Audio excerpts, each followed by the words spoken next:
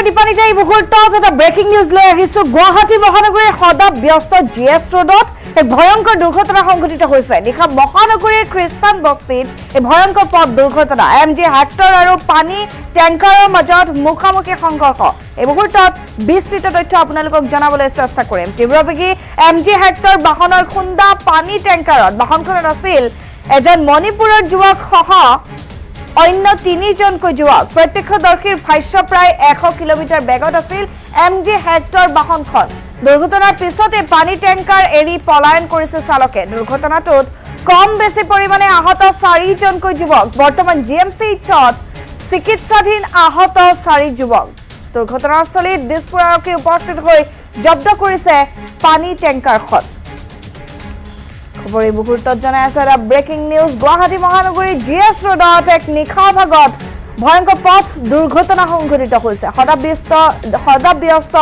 GS ৰোডত এই দুৰ্ঘটনা নিশা মহানগৰীৰ খ্ৰীষ্টান বস্তিত এই ভয়ংকৰ পথ দুৰ্ঘটনা সংঘটিত হয় এমজি হেক্টৰ আৰু পানী টেংকাৰৰ মাজত মুখামুখি সংঘৰ্ষ তীব্ৰবেগী এমজি হেক্টৰ বাহনৰ খুন্দা পানী টেংকাৰত বাহনখনত আছিল মণিপুৰৰ যুৱক সহ অন্য তিনিজনকৈ যুৱক মুঠ 4জন যুৱক আছিল প্ৰত্যক্ষদৰ্শীয়ে ভাষ্য প্ৰদান কৰিছে প্ৰায় 100 কিলোমিটাৰ বেগত আছিল এমজি হেক্টৰ বাহনখন ভয়ংকৰ দুৰ্ঘটনাটোৰ পিছতে পানী টেংকাৰ এৰি চালকজনে পলায়ন কৰিছে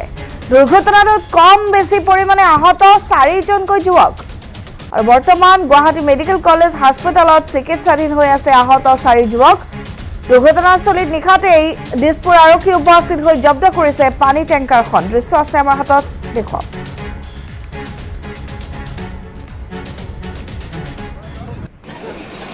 আৰু বাহনখনৰ অৱস্থা দেখুৱাইছো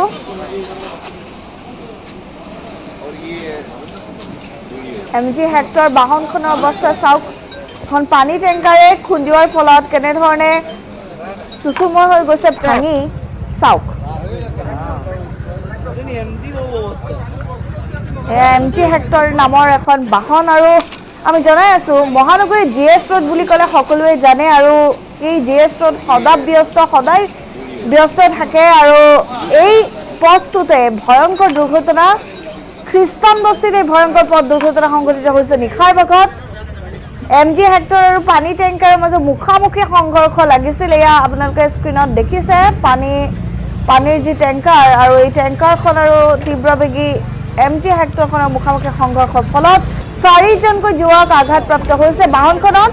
এজন মণিপুৰৰ যুৱক আছিল আৰু অন্য 3জন যুৱক আছিল প্ৰত্যক্ষদৰ্শীয়ে ভাষ্য প্ৰদান কৰিছে প্ৰত্যক্ষদৰ্শীয়ে মন্তব্যত স্পষ্ট কৰি দিছে তেওঁলোকে যে 100 কিলোমিটাৰ বেগত আছিল এমজি হেক্টৰ বাহনখন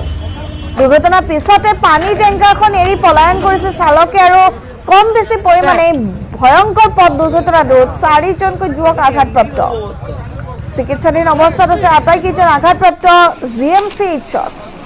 দিছপুৰ আৰক্ষী উপস্থিত হৈ নিশাতেই জব্দ কৰিছে এই পানী টেংকাৰখন